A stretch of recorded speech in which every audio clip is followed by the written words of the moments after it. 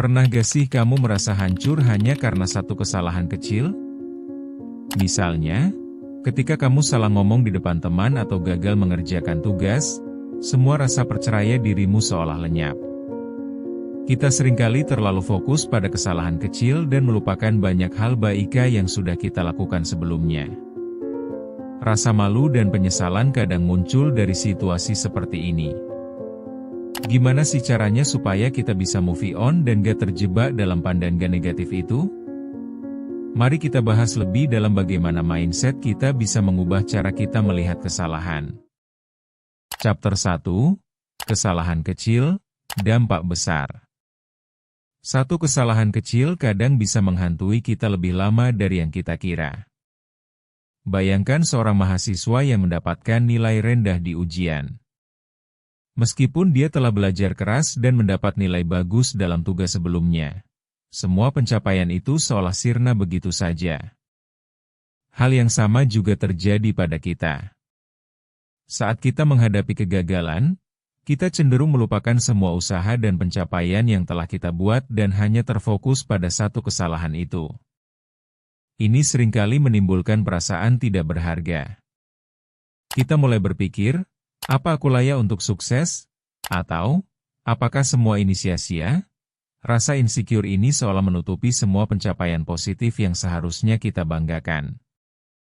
Satu kesalahan membuat kita seperti terjebak dalam labirin yang gelap, di mana hanya ada pikiran negatif dan penyesalan. Padahal, kesalahan adalah bagian dari proses belajar.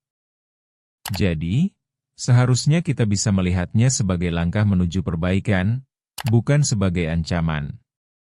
Coba bayangkan seorang pekerja yang tanpa sadar membuat kesalahan saat presentasi.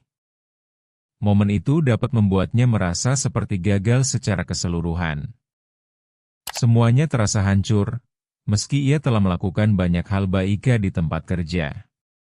Kenyataannya adalah, kesalahan kecil ini tidak mendefinisikan siapa kita dalam perjalanan panjang yang kita jalani. Chapter 2, Mengapa kita terpaku pada kesalahan? Salah satu alasan kita terjebak dalam kesalahan adalah rasa kaitan emosional kita dengan kegagalan. Ketika kita gagal, otak kita merespons dengan cara yang kuat. Kita merasa sakit, dan sakit itu menciptakan kenangan yang sulit untuk dilupakan. Seringkali, kita bahkan mengulangi perasaan itu di dalam pikiran kita, berulang-ulang, sehingga seakan-akan menguatkan rasa tidak berharga yang sudah ada. Sebuah penelitian menunjukkan bahwa kita cenderung lebih memproses informasi negatif lebih mendalam daripada informasi positif. Ini menjelaskan mengapa kesalahan bisa terasa sangat berat. Ketika kita tidak bisa mengelola reaksi emosional terhadap kesalahan, kita pun terperangkap dalam siklus negatif. Jujur saja, sangat mudah untuk terjebak dalam lingkaran ini ketika kita tidak memiliki perspektif yang jelas. Jadi, penting untuk menyadari perasaan kita dan mencari cara untuk mengambil jarak dari kesalahan yang kita buat.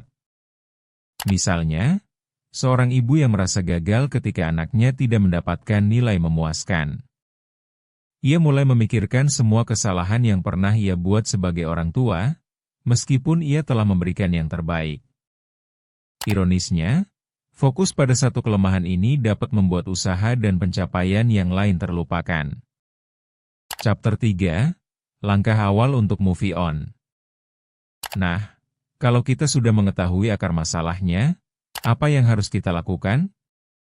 Pertama, mulai dengan menerima kenyataan bahwa kesalahan itu bagian dari perjalanan hidup. Semua orang pasti pernah salah. Kedua, ubah perspektif kita terhadap kesalahan. Alih-alih merendahkan diri, lihatlah itu sebagai pelajaran untuk berkembang. Ketiga, ingatkan diri kita tentang semua hal positif yang sudah kita capai.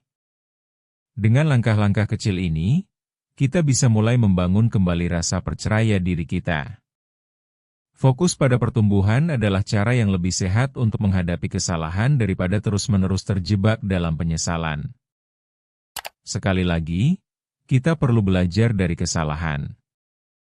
Misalnya, seiring berjalannya waktu, Seorang dokter yang melakukan kesalahan dalam diagnosis bisa menyadari bahwa kesalahan itu malah memicu dia untuk belajar lebih banyak.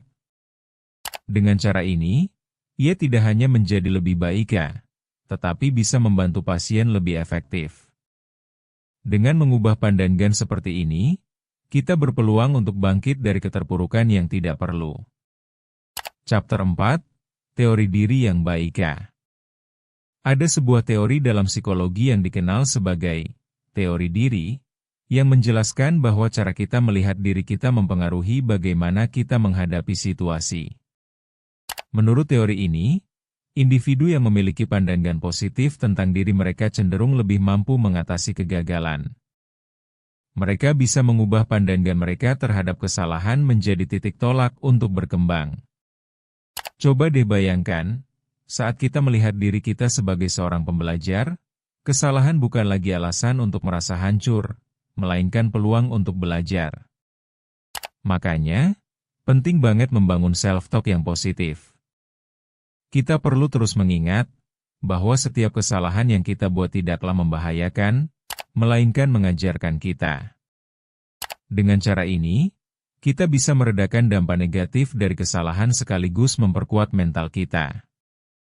Bukankah itu kunci untuk terus melangkah maju? Chapter 5, Kesalahan bukan akhir dari segalanya. Sebagai penutup, kesalahan memang tidak enak, tetapi itu bukan akhir dari segalanya. Ketika kita dapat melihat kesalahan sebagai bagian dari proses, kita memberi diri kita kebebasan untuk belajar dan tumbuh. Kesalahan, ketika dikelola dengan baik, bisa membawa kita ke tingkat yang lebih tinggi. Selalu ingat, perjalanan ini panjang dan penuh lika-liku. Jika kita bisa memanfaatkan setiap momen sebagai pembelajaran, hasil akhir akan lebih memuaskan. Ingat, satu kesalahan tidak mendefinisikan siapa kita, melainkan menjadi tinta dalam kisah yang penuh warna dan pelajaran. Ayo bangkit, berusaha lagi, dan terus bertumbuh. Dengan setiap langkah kecil, kita mendekat ke tujuan dan menjadi versi terbaik dari diri kita. Ingat, kamu gak sendirian dalam perjalanan ini. Terus ikuti ruang tumbuh untuk lebih banyak pembelajaran. Bertumbuh itu proses, bukan lomba.